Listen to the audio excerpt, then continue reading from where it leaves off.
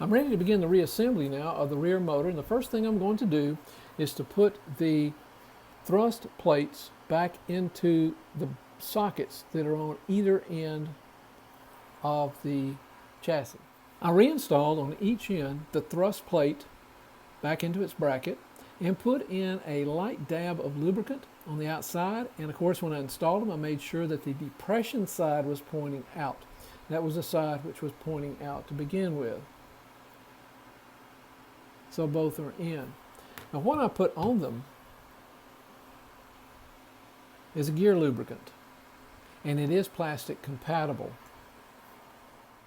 One thing before we reseat the armature into the field, because this is maybe the last time we'll be able to see these real clearly, is that ensure that during the entire process of strapping everything down and screwing everything into place, including the field and including the bearing straps, make sure that these bearings right here are centered between these two holes. Also make sure that they're centered front to back the same way, and that they're directly above the depression that's within the chassis, that being right there.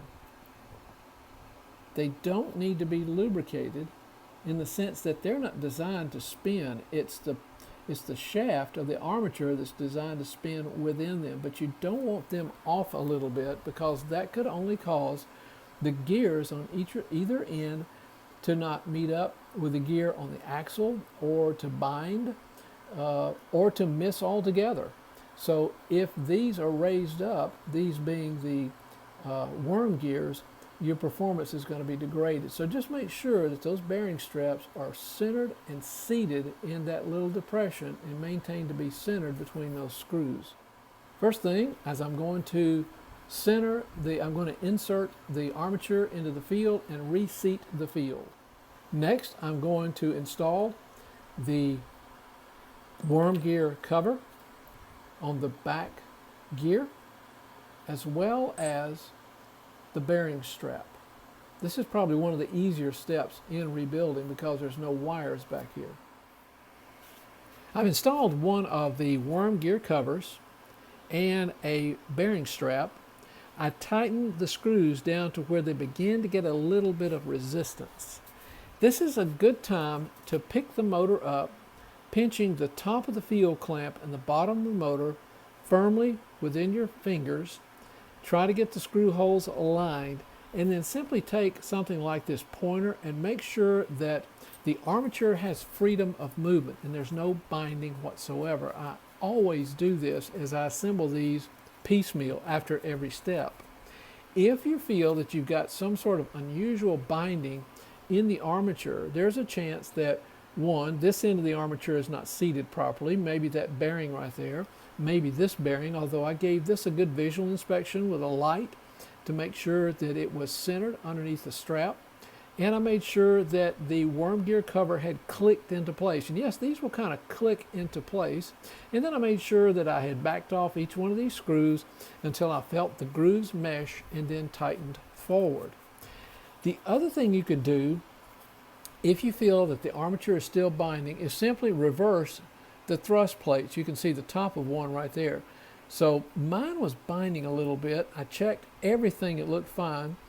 So I went back and reversed the thrust plates. And that's because these apparently come in varying thicknesses.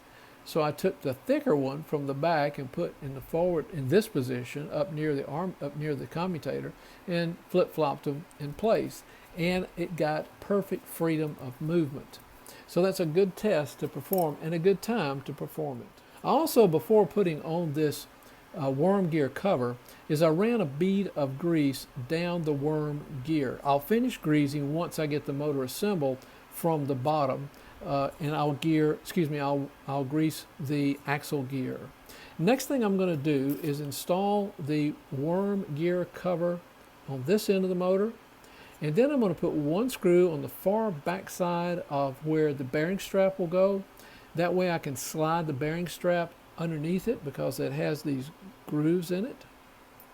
And then I can begin doing the same thing for this end of the brush bracket assembly, clipping it on. You notice these have slots in them, so I'll slide that one in a slot, and then I will allow the screw to assist me by tightening it just enough to hold the brush bracket assembly and the bearing strap in place while I work on this end, making sure that the brushes are properly positioned around the commutator.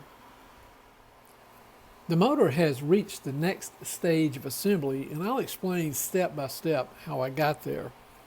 You'll recall that the next step for me was to insert the armature into the field and then simply seat the field on top of the chassis. And that part's pretty easy. As a matter of fact, the biggest struggle, and A.C. Gilbert didn't do us any favors by doing this, was to struggle against the shortness of these wires and having enough room to work. So it becomes a little bit of a challenge in how to adjust these wires, but that can be overcome. The next thing I do after getting that seating done, there's only 4 components, actually 5, left to be installed. 2 of these worm gear covers, 2, 1 on each end, just as is the worm gear cover. These bearing straps, that's a total of 3 screws, identical to the back, so that's 4 items. The 5th item is the brush bracket assembly here. So I treat this as though I would a Christmas tree string of lights wired in series.